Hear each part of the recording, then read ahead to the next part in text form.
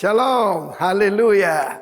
Di dalam restoring relationship, salah satu hal yang saya sering dengar ya warga kerajaan adalah orang itu tersinggung, mudah tersinggung. Apalagi kalau lagi sensitif ya.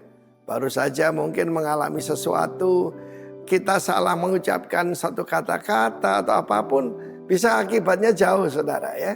Tetapi Amsal 12 ayat 16 mengatakan bodohlah orang. Dari mana kita tahu orang bodoh?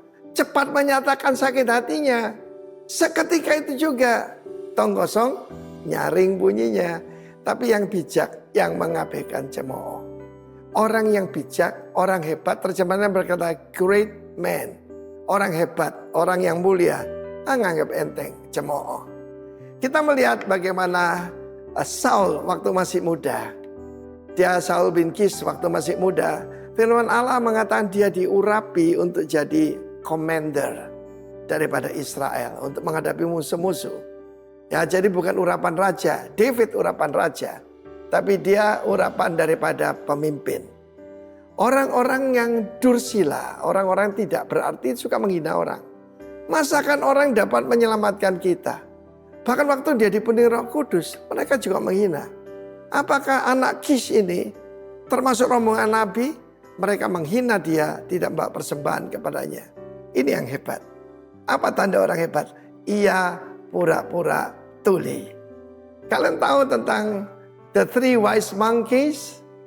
See no evil, hear no evil, and speak no evil. Masa kalah dengan monyet?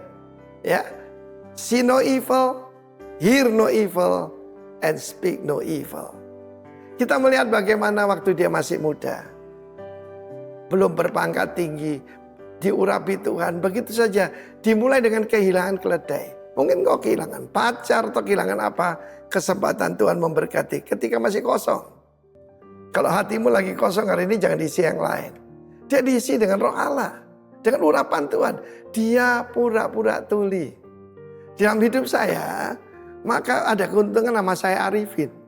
Banyak orang salah pencet, itu paling atas ya di dalam daftar.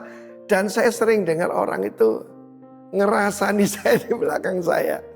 Tetapi saya pura-pura tuli aja. Kenapa? Itu bukan urusan saya, itu urusan Tuhan. Tetapi kemudian ketika dia menjadi raja, beberapa tahun kemudian, dia mulai mengalami kemenangan. Kemenangan kepada Filistin, kepada yaitu yang lain-lain, Amalek dan sebagainya. Dia menjadi kepala besar. Dan mengakibatnya apa? Jadi mudah tersinggung. Kita melihat bagaimana ketika David datang dengan membawa kepala dari Goliat yang dia pancung, masih menteteskan darah ya. Dan ini anak muda ini luar biasa sekali. Dan ketika pulang, semua rakyat mengeluh-elukan dia. Saul membunuh beribu-ribunya, tetapi David berlaksa-laksanya. Saya sedikit dalam bahasa Inggris bukan yaitu tetapi atau dibandingkan, tapi dan, ya toh, dan saudaraku, ya kita Saul membunuh beribu-ribunya, tetapi Daud berlaksa-laksanya. And David his tens thousands. Kita tahu bagaimana David akhirnya diangkat menjadi panglima tertinggi dari Israel. Tetapi Saul begitu sakit hati, bahkan dia melemparkan lembing pada David 2 kali. Orang kalau tidak bisa menjaga hati nanti jadi pembunuh. Kita melihat bagaimana Herodias, nanti saya ceritakan episode yang lain, ketika ditegur yang benar, ya toh tidak boleh kamu berhubungan dengan iparmu. Dia menyimpan kejengkelan yang berakhir dendam dan dia minta sekarang kepala Yohanes Pembaptis di sebuah talam. Karena itu saudara, bagaimana tahu seseorang beri dia kuasa, itu aslinya orang akan keluar. Tuhan memberkati kita warga kerajaan. Jaga hatimu. See no evil, hear no evil, speak no evil. Jangan kalah dengan monyet. God bless you. Shalom. Sepertinya masih dalam suasana liburan. Puji nama Tuhan, semua dalam kondisi baik-baik saja.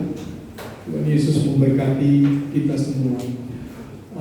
Tema bulan Februari, sepanjang bulan Februari adalah forgiving offenses. Artinya mengampuni pelanggaran. Dan pagi hari ini saya akan berbicara tentang murah hati. Murah hati bahasa Inggrisnya adalah mercy atau merciful. Kita akan bersama-sama membaca satu ayat di dalam Lukas 6 ayat 36. Firman Tuhan berkata, hendaklah kamu murah hati sama seperti Bapamu adalah murah hati. Sebagai orang percaya, kita harus membangun karakter ilahi dalam diri kita. Ya tentu saja dengan pertolongan Roh Kudus. Nah, coba kita evaluasi. Sudah sekian lama menjadi orang Kristen. Sudah bertahun-tahun kita menjadi murid Yesus, menjadi pengikut Yesus. Apakah karakter ilahi itu sudah terbangun di dalam hidup kita? Atau masih on the way? Atau sama sekali masih belum? Ya, coba tanyakan kepada orang-orang terdekat kita. Suami, istri, anak-anak, orang tua, orang-orang terdekat kita. Saya yakin mereka tahu bahwa apakah kehidupan kita sebagai orang percaya memiliki karakter ilahi atau terus terbangun di dalam kehidupan kita, karakter ilahi. Karena setiap orang percaya yang dewasa, yang dewasa, sifatnya, karakternya itu pasti akan semakin serupa Kristus. Amin. Dan salah satu karakter atau sifat Kristus yaitu murah hati. Dan saya berdoa supaya setiap kita bertumbuh dan pada akhirnya memiliki sifat atau karakter murah hati. Amin. Ya, kalau murah hati bahasa Indonesia di dalam kamus besar itu memiliki arti suka atau mudah memberi. Ya, bisa memberi materi, uang, bisa suka memberi pengampunan, memberikan perhatian. Ya, jadi banyak yang suka memberi, bukan saja suka memberi secara finansial, tidak pelit. Ternyata kata murah hati itu memiliki arti apa? Penyayang dan pengasih. Makanya di dalam bahasa Inggris disebut apa? Merciful. Mercy atau merciful. Jadi arti murah hati itu bukan suka atau mudah memberi saja, penyayang, pengasih, penuh dengan belas kasihan, suka menolong dan baik hati, seperti yang tadi saya tayangkan di PowerPoint. Baik. Sekarang pertanyaan saya adalah, mengapa Allah menghendaki anak-anaknya memiliki sifat murah hati? Ya, karena belum ada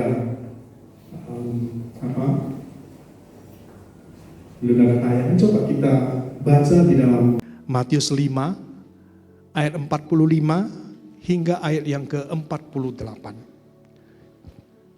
Buka Alkitab, kita akan membaca di dalam Matius 5 ayat 45 hingga ayat yang ke-48.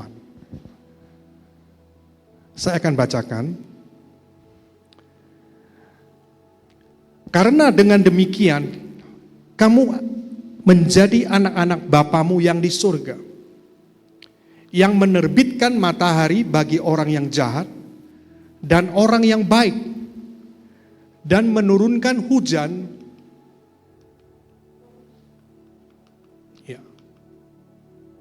bagi orang benar dan orang yang tidak benar. Ayat yang ke-46, apabila kamu mengasihi orang yang mengasihi kamu, apakah upahmu? Bukankah pemungut cukai juga berbuat demikian? Ayat yang ke-47, dan apabila kamu hanya memberi salam kepada saudara-saudaramu saja, apakah lebihnya daripada perbuatan orang lain? Bukankah orang yang tidak mengenal Allah pun berbuat demikian? Ayat 48, karena itulah haruslah kamu sempurna, sama seperti Bapamu yang di surga adalah sempurna. Alkitab mengajarkan bahwa Allah kita itu mengasihi semua orang. Orang yang baik ataupun orang yang tidak baik. Jadi Allah kita mengasihi itu tanpa pandang bulu. Menerbitkan matahari buat semua orang. Baik itu orang yang baik maupun orang yang tidak baik. Menurunkan hujan untuk semua orang. Untuk orang baik dan juga untuk orang yang tidak baik. Jadi kalau kita hanya berbuat baik kepada orang yang berbuat baik kepada kita, kita tidak ada bedanya dengan orang yang tidak mengenal Tuhan. Karena mereka juga berbuat seperti itu. Mereka berbuat baik karena orang lain berbuat baik kepada mereka. Sebaliknya sebagai anak-anak Bapa yang ada di surga, maka kita harus senantiasa selalu berbuat baik, bahkan kepada orang-orang yang tidak berbuat baik kepada kita. Itu tidak mudah. Ada yang lebih ekstrim lagi. Tuhan Yesus berkata apa? Kasihilah musuhmu dan doakan mereka yang menganiaya kamu. Jadi itu tidak mudah, tetapi itu adalah karakter Allah kita yang sebenarnya. Kristus itu tidak omong tol. Ia telah melakukannya di atas kayu salib. Ketika orang-orang menyalibkan dia, apa yang dia katakan?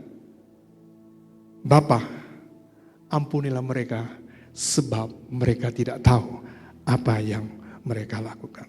Warga kerajaan itu adalah sifat Bapa kita yang ada di surga. Seharusnya juga ada di dalam kehidupan kita. Sehingga kita itu menuju kesempurnaan. Setiap kita itu sedang diproses menuju kesempurnaan. Kalau kita belajar dengan pertolongan Roh Kudus, saya yakin semakin hari kita akan semakin dewasa di dalam Kristus. Sehingga kita boleh disebut orang-orang yang serupa dengan Kristus. Itu yang pertama. Mengapa Allah menghendaki anak-anaknya memiliki sifat murah hati? Karena murah hati adalah sifat daripada Allah Bapa kita yang ada di surga.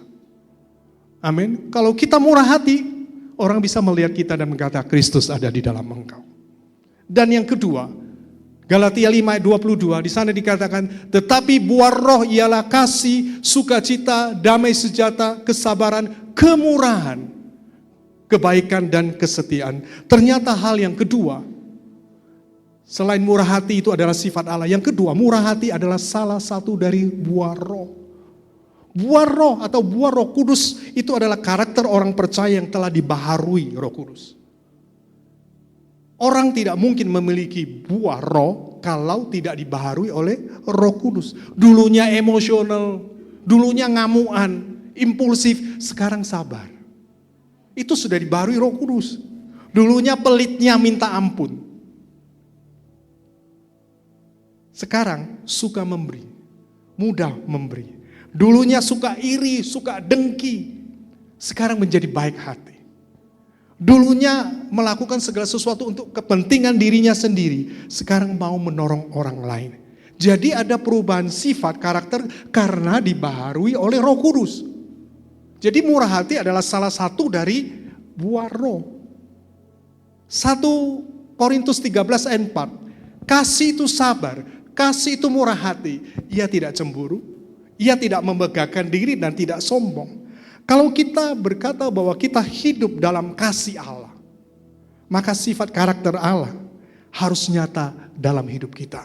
Salah satunya adalah murah hati. Tahukah saudara, Bapak Ibu saudara sekalian yang ada di tempat ini, karena kasih karunia Allah, kita memperoleh kemurahan Allah. Amin. Saya akan mulai. Apa sih sebenarnya kemurahan hati Allah bagi kita? Ingat kembali lagi bahwa Kristus rela mati bagi kita. Dia murah hati, rela mati bagi kita. Di dalam Roma 5 ayat 8 firman Tuhan berkata, akan tetapi Allah menunjukkan kasih-Nya kepada kita. Oleh karena Kristus telah mati untuk kita ketika kita masih berdosa. Karena kemurahan Allah kita memperoleh keselamatan yang diberikan melalui Yesus Kristus. Dia rela mati bagi kita. Dan itu adalah kemurahan hati daripada Allah. Melalui kematian dan kebangkitannya, Yesus menyediakan jalan perdamaian kita dengan Bapa kita yang ada di surga. Kita diselamatkan. Diselamatkan oleh apa? Yang kedua, karena apa? Allah mengampuni dosa kita. Kita diselamatkan dari hukuman dosa yang seharusnya kita terima. Kristus sudah membayar setiap dosa kita di kayu salib. Apapun dosa yang pernah kita lakukan, bahkan dosa yang paling memalukan sekalipun, sudah diampuni. Amin. Keselamatan itu gak murah loh, itu mahal. Harganya adalah nyawa Yesus. Jadi jangan main-main dengan keselamatan kita. Kita gak pernah mampu untuk bisa membayar kembali apa yang telah Yesus lakukan.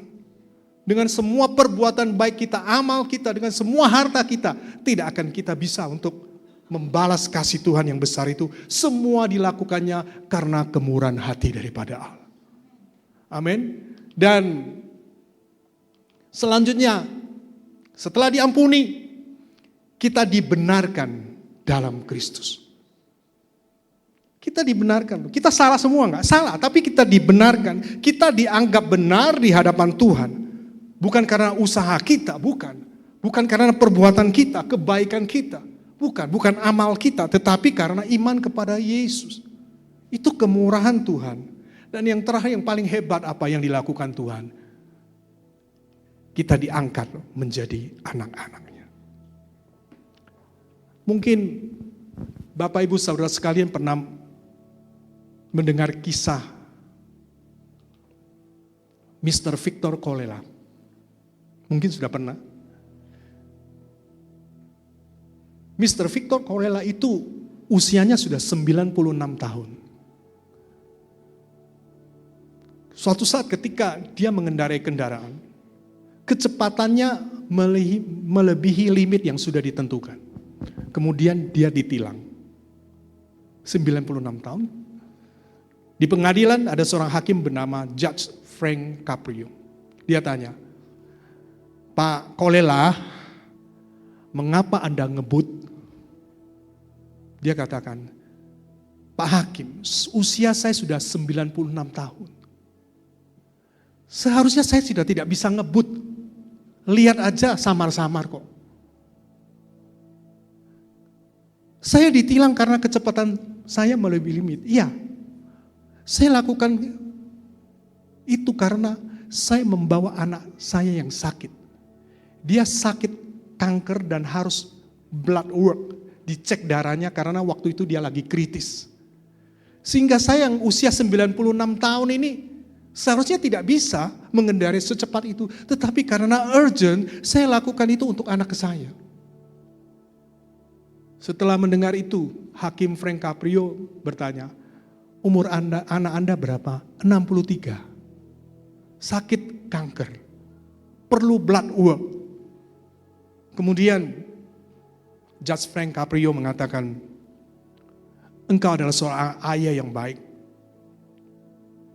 Dan memang engkau bersalah melanggar peraturan limit kecepatan. Tetapi kasus ini ditutup. Berarti sebenarnya bersalah gak Mr. Victor Kolela? Secara hukum bersalah. Tetapi secara nurani dia diampuni. Kasusnya close dan tidak didenda sama sekali.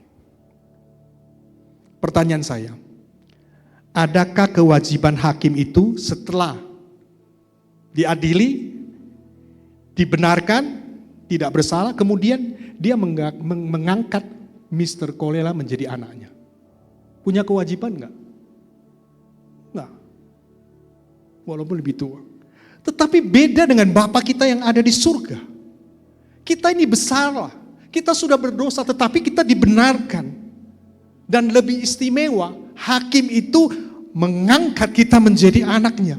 Sehingga saat ini kita boleh menyebut Allah kita Bapa. Ada sebuah keintiman antara kita dengan Bapa kita di surga yang tidak pernah akan ditemukan dalam keyakinan atau kepercayaan lainnya di atas bumi ini.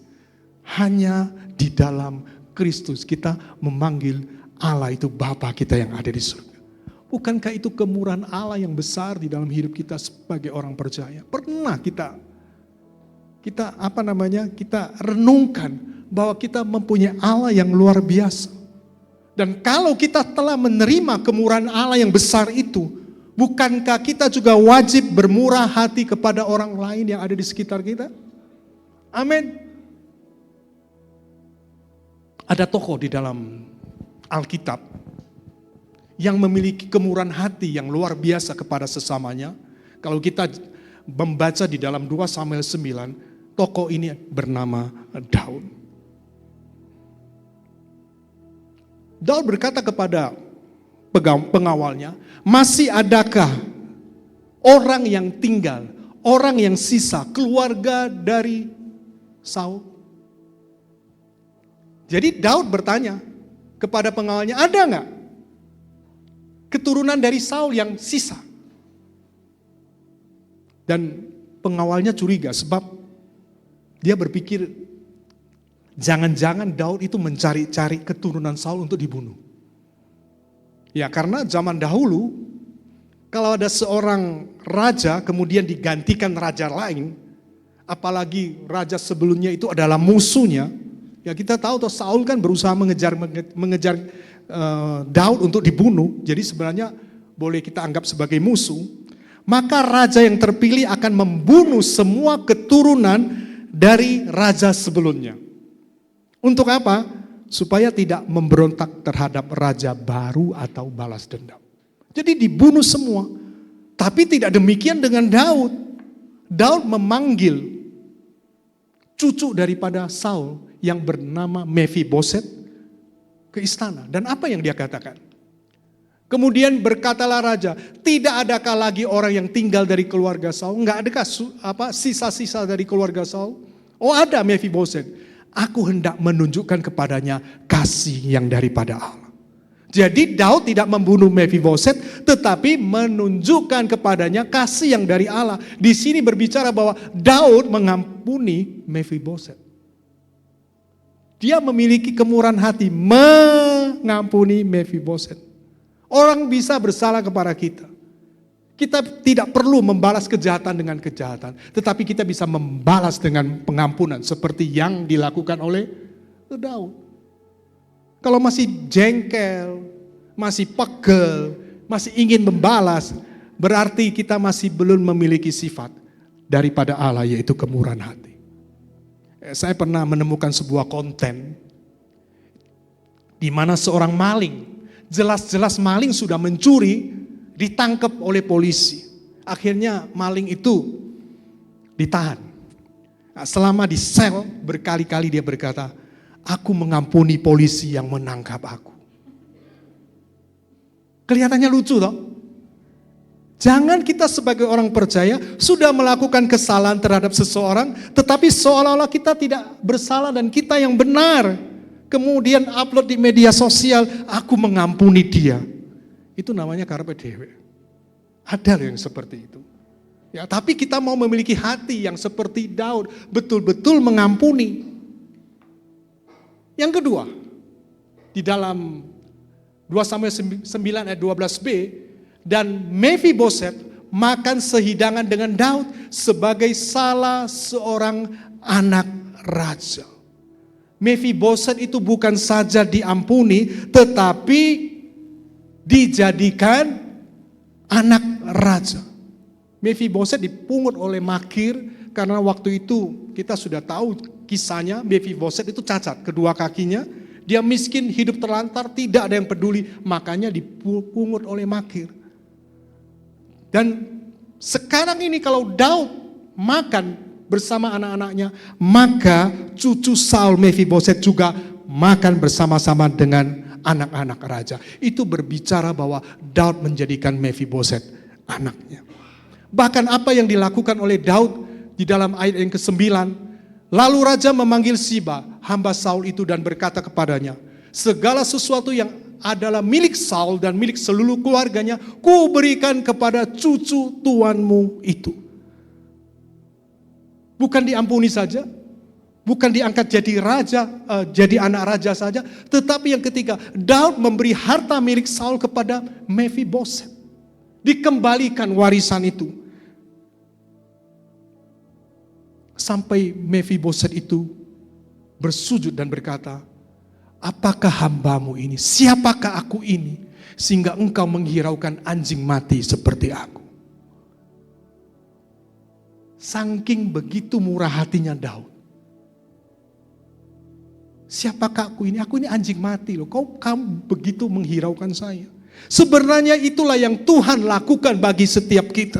Kita adalah orang berdosa. Kita ini seperti anjing mati.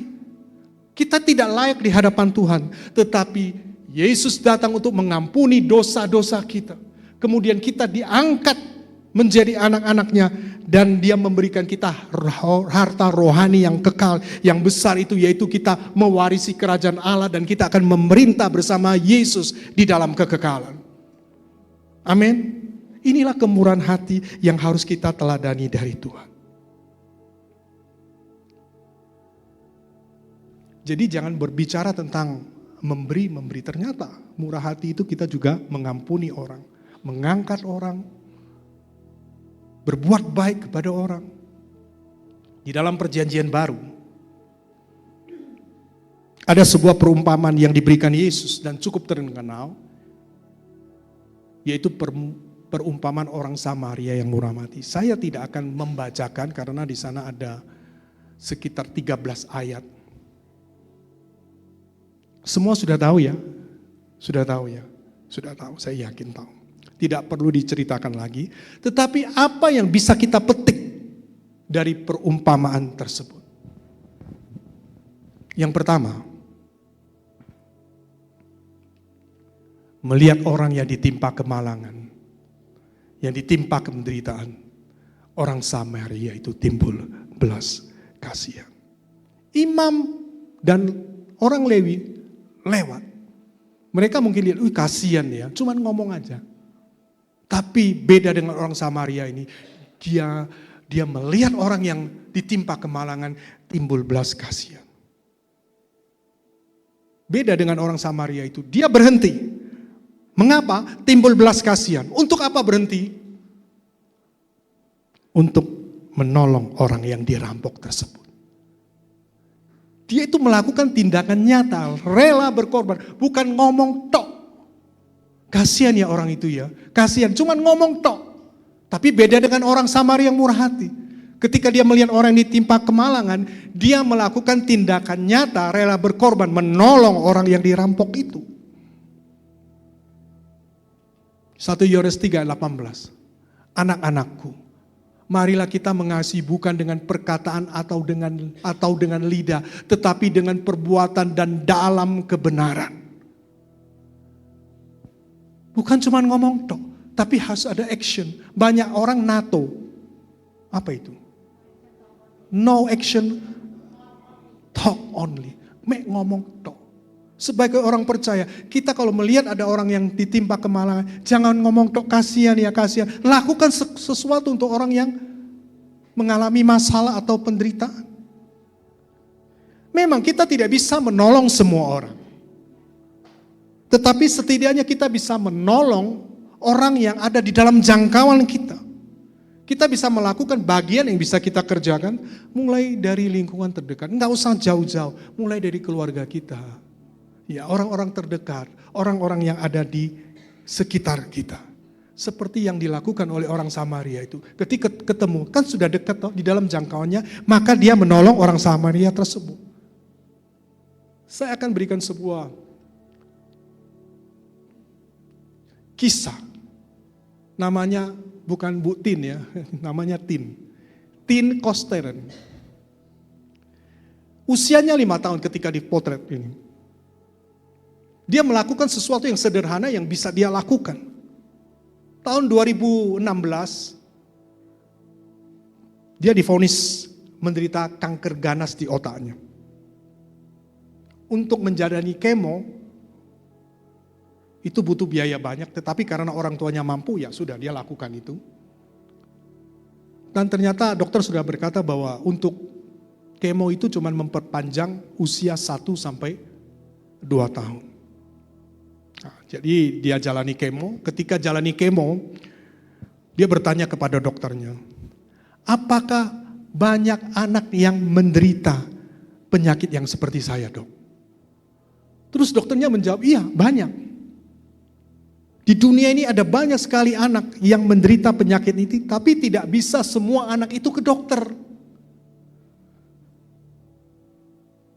Karena belum tentu orang tua mereka adalah orang tua yang mampu. Karena kemoterapi membutuhkan uang yang banyak. Kemudian setiba pulang sampai di rumah, Tin berkata kepada orang tuanya, "Papa, saya harus bekerja." Kondisinya sudah tumor otak, kanker otak. "Saya bekerja untuk mencari uang membantu anak-anak yang menderita kanker otak." Besoknya yang bisa dia lakukan, Tin ini laki-laki itu, dia bawa kutek. Tahu cat kuku? Ke kutek, kemudian dia bawa kutek ke sekolah, dan dia menawarkan kepada teman-temannya, cat 10 jari pakai kutek, dapat 1 euro, sekitar 15.000 rupiah. Dia cat, dan teman-temannya suka dengan aksinya itu. Dia mengatakan bahwa setiap euro yang didapat itu akan disumbangkan kepada yayasan yang akan mengelola untuk kanker anak-anak. Dia lakukan itu, terkumpul beberapa euro. Besok paginya, anak-anak dari kelas lain itu minta dicat kuteknya, cat kuku mereka dengan kutek. Dan dia mulai bisa menabung.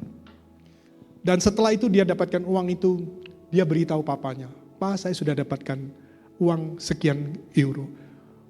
Papanya terharu, dia buatkan seperti rumah kaca di depan rumahnya.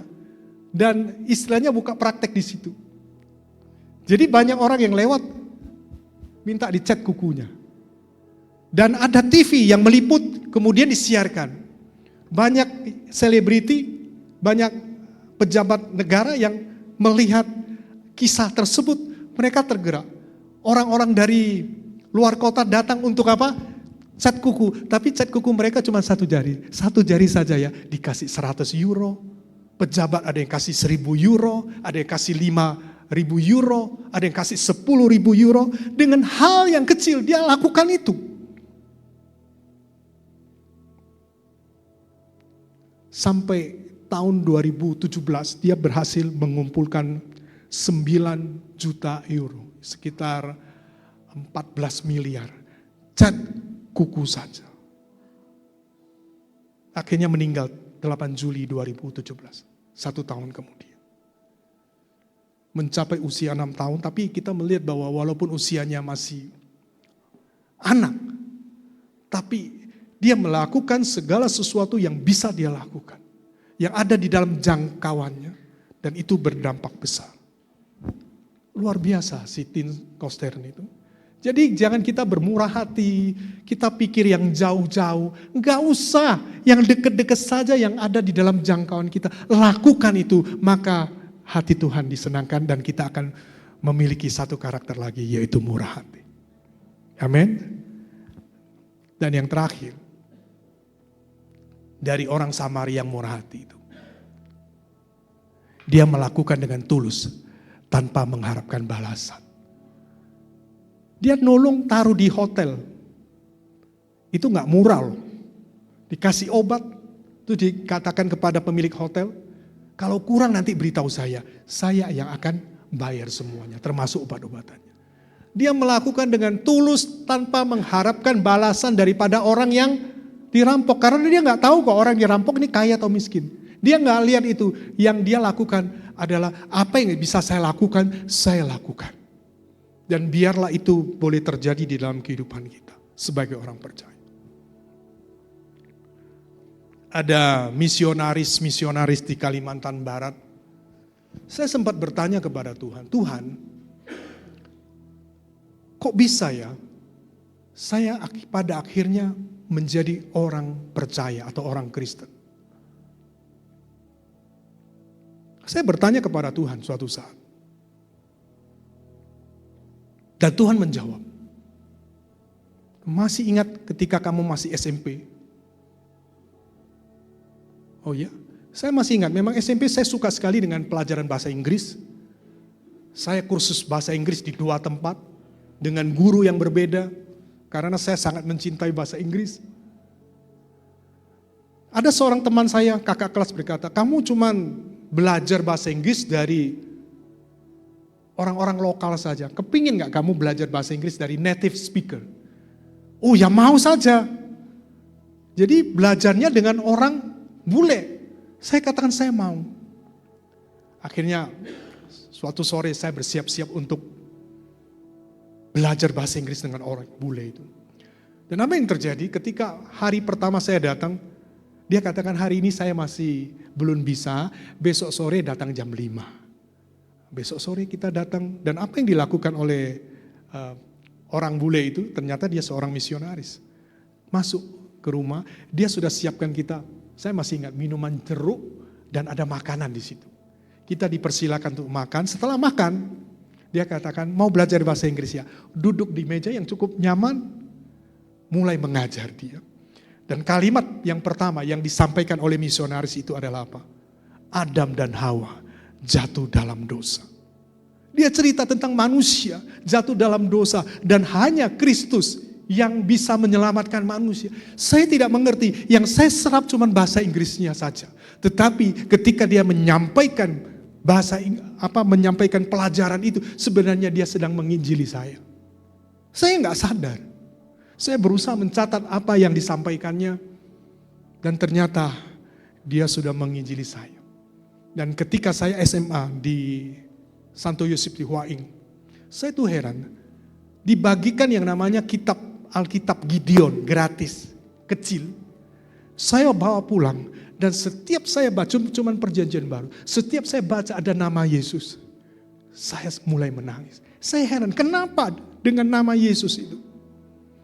Akhirnya ketika saya bertanya kepada Tuhan, Tuhan berkata, ada seseorang yang terus berdoa buat kamu. Karena kamu sudah mendengar firman Tuhan. Dan suatu saat dia percaya bahwa firman Tuhan yang keluar dari mulut Allah, yang telah disampaikan tidak pernah kembali dengan sia-sia. Kalau saya boleh menjadi seorang percaya, itu karena ada orang yang rela melayani dengan tulus tanpa mengharapkan balasan. Saya nggak mengerti kok sampai sekarang siapakah misionaris itu, mungkin sudah nggak ada lagi. Tetapi apa yang dilakukan itu mencerminkan kemurahan hati daripada Allah. Dan biarlah setiap kita yang hadir pada saat pagi hari ini juga memiliki kemurahan hati yang daripada Allah. Dan kesimpulan renungan pada saat pagi hari ini, murah hati adalah sifat Allah. Amin. Murah hati adalah sifat Allah. Murah hati adalah buah Roh Kudus. Amin. Murah hati bukan hanya saja kita mudah atau memberi materi, tetapi juga suka atau mudah memberi pengampunan, memberikan perhatian, memberikan pertolongan. Murah hati itu penyayang dan pengasih, suka menolong dan baik hati. Oleh sebab itu setiap daripada kita, Tuhan berkata, hendaklah kamu murah hati sama seperti Bapamu adalah murah hati. Amin. Saya mengundang